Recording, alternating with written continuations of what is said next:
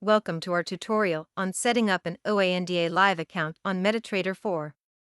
Whether you're a beginner or looking to refine your trading skills, we've got you covered. Let's begin by creating your Oanda account. Head over to the Oanda website, click on Open an Account, and fill in the necessary details. Once your account is created, navigate through the Oanda dashboard to set up your account preferences.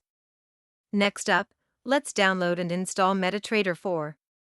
Find the download link on Oanda's site and follow the prompts.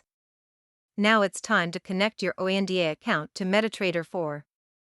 Use your account login credentials to establish the connection. Configure your trading preferences within Metatrader 4. This includes selecting your preferred trading instruments and risk levels.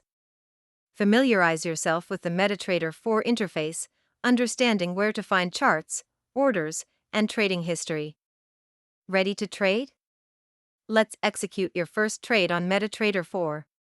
Select your asset, input the trade size, and click Buy. For effective management of your Oanda Live account, remember to review your trades, set stop-loss orders, and keep an eye on market news. Thank you for watching. For further learning, explore additional resources linked below.